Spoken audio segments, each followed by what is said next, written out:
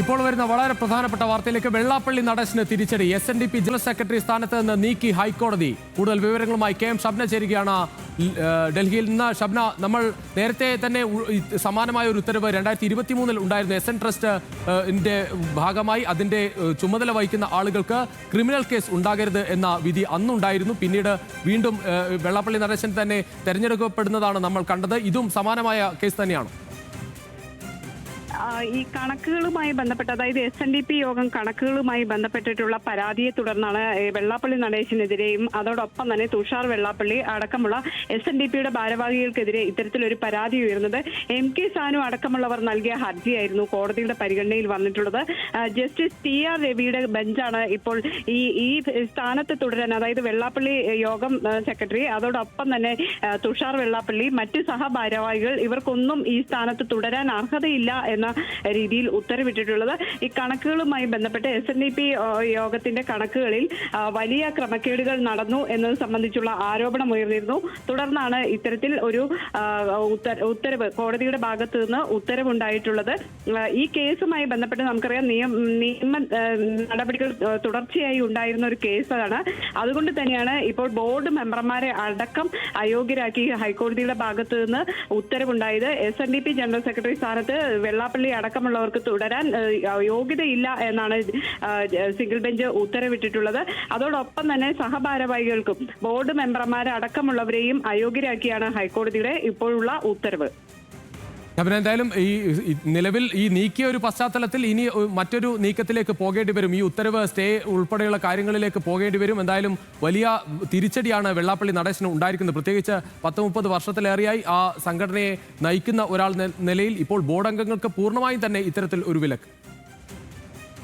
തീർച്ചയായും, കാരണം നിരവധി നാളുകളായി നടന്നിട്ടുള്ള നിയമ പോരാട്ടത്തിന്റെ അവസാനമാണ് ഇത്തരത്തിലൊരു ഉത്തരവിലേക്ക് എത്തിയിട്ടുള്ളത്. ഈ അയോഗ്യത, അതായത് ഇത്തരത്തിൽ യോഗം ജനറൽ സെക്രട്ടറി സ്ഥാനത്ത് നിന്ന് അയോഗ്യരാക്കിയാണ് കോടതി ഉത്തരവിട്ടിട്ടുള്ളത്. അതോടൊപ്പം തന്നെ വെള്ളാപ്പള്ളി മാത്രമല്ല മറ്റുള്ളവരെയും, ഈ ബോർഡ് അംഗങ്ങളെ അടക്കമുള്ളവരെ തൽസ്ഥാനത്ത് നിന്ന് അയോഗ്യരാക്കണം എന്നാണ് കോടതി ഉത്തരവ്. മറ്റൊന്ന്, ഈ കേസുമായി ബന്ധപ്പെട്ട് നമുക്കറിയാം നേരത്തെ തന്നെ ഇത്തരത്തിൽ വലിയ ആരോപണം, ഈ വെള്ളാപ്പള്ളി അടക്കമുള്ളവർക്കെതിരെ വലിയ ആരോപണങ്ങൾ നേരത്തെ തന്നെ ഉണ്ടായിരുന്നതാണ്. ഈ ഉണ്ടായിരുന്ന ആരോപണം സംബന്ധിച്ച് നിരവധി പരാതികൾ വിജിലൻസ് അടക്കം അന്വേഷിക്കുകയും അതിൽ കൃത്യമായ കണ്ടെത്തലുകൾ നടത്തുകയും ഒക്കെ ചെയ്താണ് ഈ കമ്പനി നിയമപ്രകാരം ഈ SNDP യോഗം സെക്രട്ടറിയായി വെള്ളാപ്പള്ളിക്ക് തുടരാൻ യോഗ്യതയില്ല എന്നാണ് കോടതി നിർദ്ദേശം നൽകിയിട്ടുള്ളത്.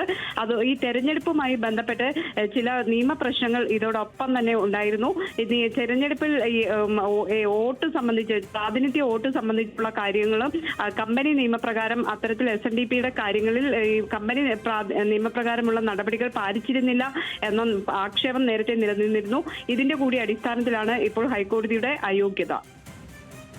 ശബന, നമുക്കറിയാം SNDP എന്ന സംഘടന അത് പൂർണ്ണമായും തന്നെ വെള്ളാപ്പള്ളി നടേശന്റെ അധികാരത്തിലേക്ക് വരുന്ന സാഹചര്യമായത് കഴിഞ്ഞ കുറെ നാളുകളായി തന്നെ ഉള്ളത്. വെള്ളാപ്പള്ളിയോട് എതിർ വിഭാഗവും ആ തരത്തിൽ കേസുകളുമായൊക്കെ പോകുമ്പോഴൊക്കെ നമ്മൾ കണ്ടത് ആ തെരഞ്ഞെടുപ്പ് വരുന്ന ഘട്ടത്തിലൊക്കെ വെള്ളാപ്പള്ളി തന്നെ വീണ്ടും വീണ്ടും തെരഞ്ഞെടുക്കപ്പെടുന്നതാണ്. വെള്ളാപ്പള്ളിയുടെ മകനും ഭാര്യയ്ക്കുമൊക്കെ അതിൻ്റെതായ അധികാര സ്ഥാനങ്ങൾ വരുന്നതാണ് നമ്മൾ കണ്ടത്. പക്ഷേ ഇപ്പോൾ വളരെ നിർണായകമായ ഒരു തീരുമാനം കോടതിയിൽ നിന്ന് വരുന്നു. അത് വെള്ളാപ്പള്ളിക്ക് അദ്ദേഹത്തിന്റെ ഈ ഇടപെടലിൽ, സാമുദായിക സംഘടനകളിലെ ഇടപെടലുകളിലൊക്കെ വലിയ തിരിച്ചടിയാകുമെന്ന കാര്യത്തിൽ സംശയമില്ല. പ്രത്യേകിച്ച് ഈ എതിർ കക്ഷികൾ അവർ ഉന്നയിച്ച വാദങ്ങൾ ഏത് രീതിയിലായിരുന്നു, കോടതിയിലെ നടപടികൾ ഏത് രീതിയിലായിരുന്നു?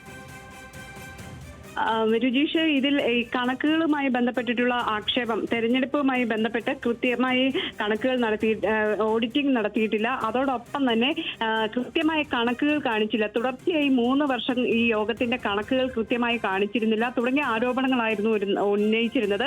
ഇത് സംബന്ധിച്ച് വിജിലൻസിലടക്കം നേരത്തെ പരാതി നൽകുകയും ചെയ്തിരുന്നു. അതിനുശേഷമാണ് ഇപ്പോൾ ഇത്തരത്തിൽ കോടതിയിൽ നിന്നും ഈ രീതിയിലുള്ള ഉത്തരവുണ്ടായിട്ടുള്ളത്. ഈ SNDP യോഗവുമായി ബന്ധപ്പെട്ട് വിമതരുടെ ഹർജിയാണ് ഹൈക്കോടതിയുടെ പരിഗണനയിൽ എത്തിയിരുന്നത്.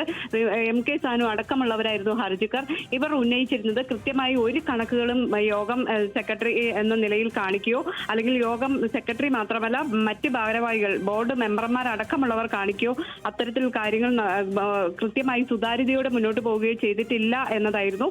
ഇതേ തുടർന്നാണ് കോടതി ഇപ്പോൾ ആ രീതിയിലുള്ള കണക്കുകൾ പരിശോധിച്ചു. ഓഡിറ്റ് റിപ്പോർട്ട് ഉണ്ടായിരുന്നില്ല, കണക്കുകളിൽ വലിയ കൃത്രിമം നടന്നിട്ടുണ്ട് എന്ന രീതിയിലുള്ള നിഗമനത്തിലേക്ക് കോടതി എത്തിയത്. ഇതേ തുടർന്നാണ് വെള്ളാപ്പള്ളി വെള്ളാപ്പള്ളിയുടെ തെരഞ്ഞെടുപ്പായിരുന്നു ഈ ഹർജിക്കാർ ചോദ്യം ചെയ്തിരുന്നത്. കാരണം ഇത്തരത്തിൽ ഈ കണക്കുകൾ കൃത്യമല്ലാതെ അല്ലെങ്കിൽ തിരിമറികൾ നടത്തി തുടങ്ങിയ കാര്യങ്ങൾ ഉന്നയിച്ചിരിക്കുന്നു. ഈ ഒരു സാഹചര്യത്തിൽ അയോഗ്യനാക്കണം എന്നൊരാവശ്യമായിരുന്നു ഹർജിക്കാർ ഉന്നയിച്ചിരുന്നത്. അതാണ് കോടതി ഇപ്പോൾ പരിഗണിച്ച് ഈ വെള്ളാപ്പള്ളിയെയും ഡയറക്ടർമാരെ അടക്കമുള്ളവരെയും അയോഗ്യരാക്കി ഉത്തരവിട്ടിട്ടുള്ളത്.